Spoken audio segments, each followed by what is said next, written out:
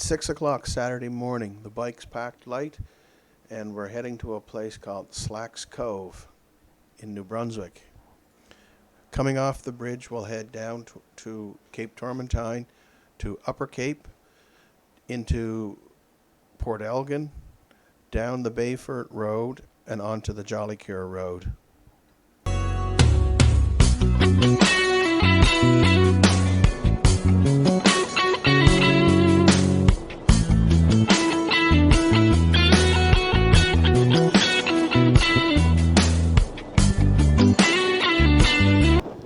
We'll be in the saddle about 8 hours today, so the Super Tenere is going to get the nod for that.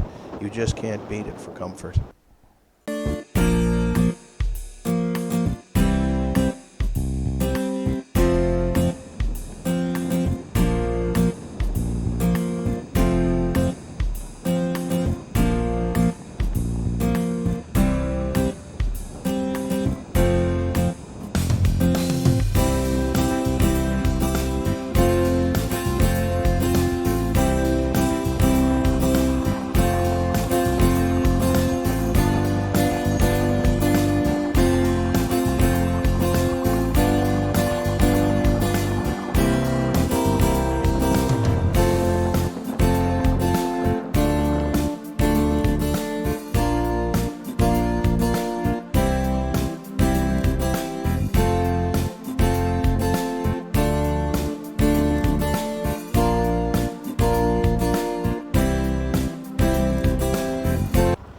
Fresh, 3-inch deep, loose gravel. Weather on this day was a bit odd. As I started out in the morning, everything was clear, but as I headed south, it began to cloud up and I drove through a rain cloud. Fortunately, it didn't last very long and it didn't turn into much more than just a sprinkle.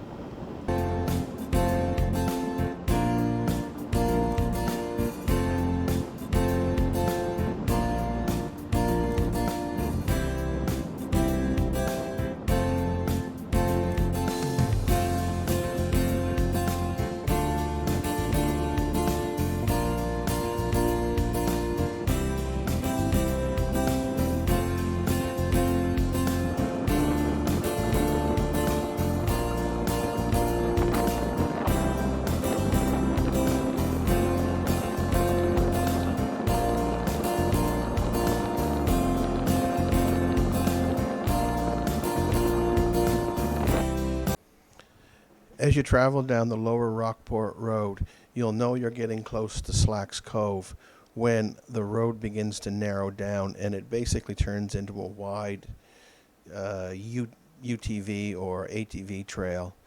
It's a little bit rocky, a little bit sandy at the bottom, but perfectly safe for a big adventure bike.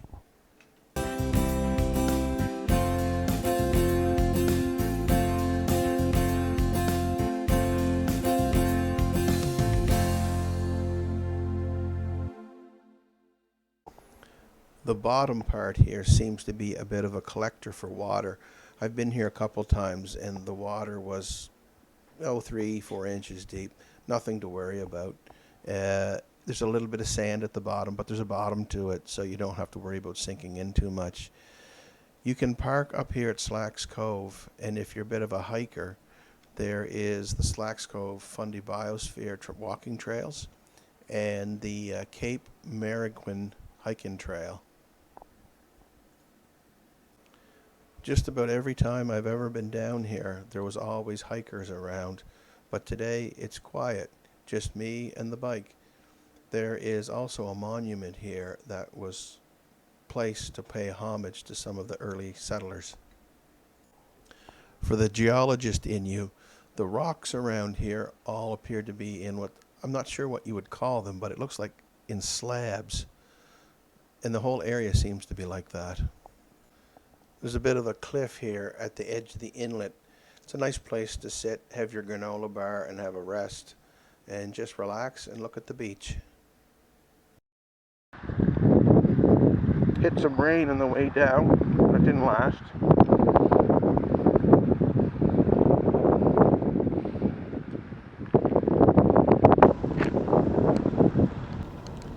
This is the return view coming down the lower Rockport Road towards Peck's Cove.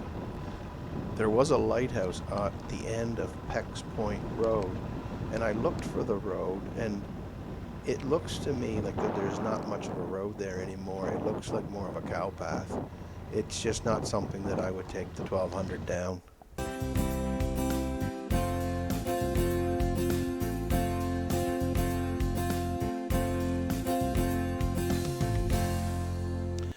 The beach at Peck's Cove is an interesting place to visit. It's covered with round, smooth, flat stones, very little sand. Heading west on 935 towards Johnson's Mills, I came across another batch of freshly laid 3-inch loose gravel.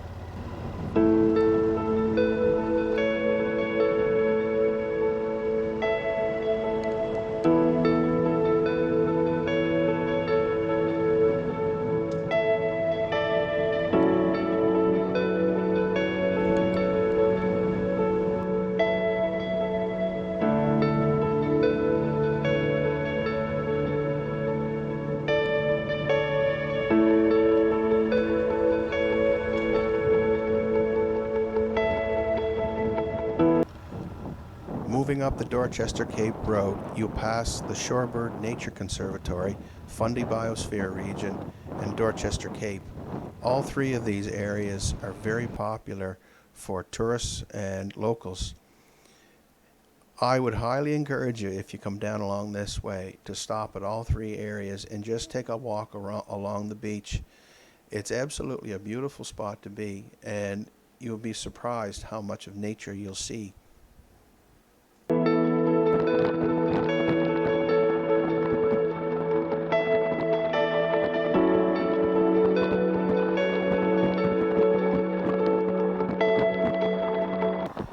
Just before reaching the Dorchester Penitentiary, you turn right onto Woodlawn Road and then onto Baseline Road.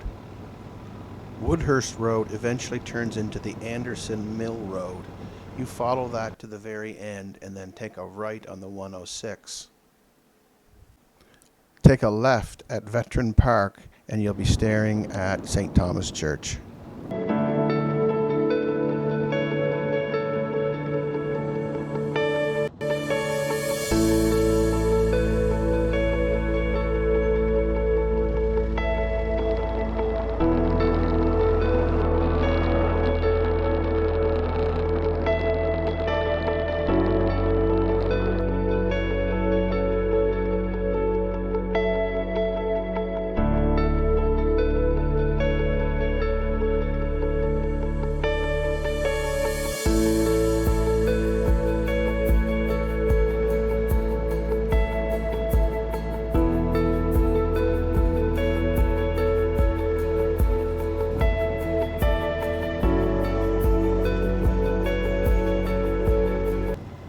Taylor Road is scenic and a joy to ride, up until you come to this sign. When you get to the sign, it means the road's about to narrow down, and it's going to narrow down to about the width of a wide ATV trail. It's time to start paying a little more attention.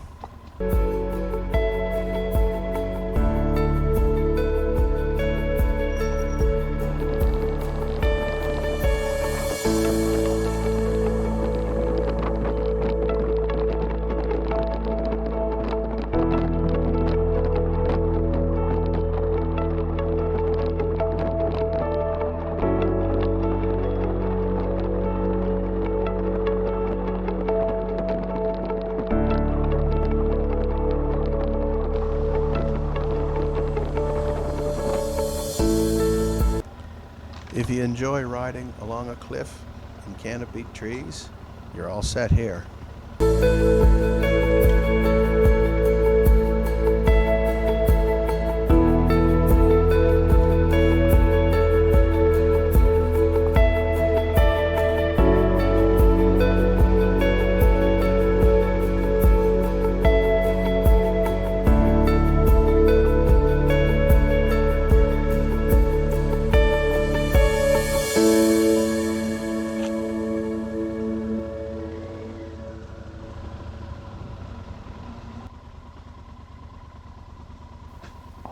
Everybody's going to have a different riding style, but for me, when I'm riding in areas like this with the Super Tenere, I tend not to attack mud and water hard. I find if the front end begins to slip, you're probably not going to save it. So for me, I find it's easiest to roll the front end in slow, let the bike find its traction, and then roll out under throttle. When the road gets narrow again, I know I'm getting close to the midpoint, and the midpoint is Beaumont Point. You won't travel down here without seeing a UTV or an ATV.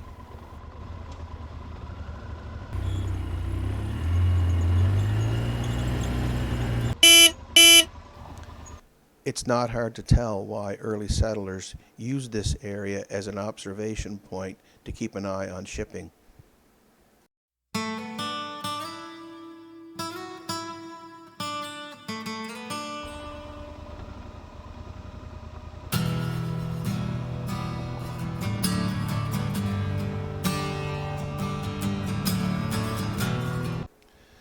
Not far past Beaumont Point is the Beaumont Ice Caves.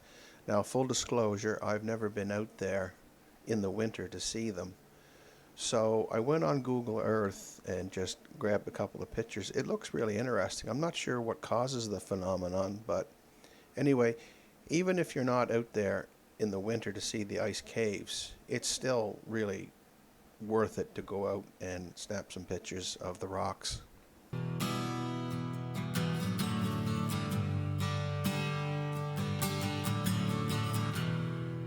Passing through these ruins,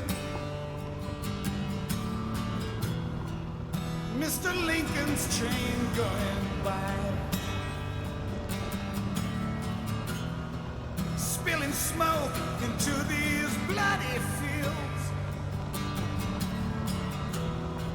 All the people stood and cried.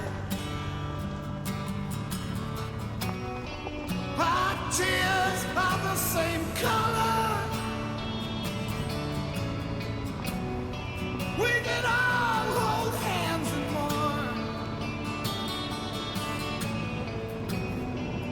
But when you reach St. Anne Chapel at Beaumont, you've reached the end of the dirt and you're back onto the asphalt. me, I'm still asking myself why I'm not any freer than I was before.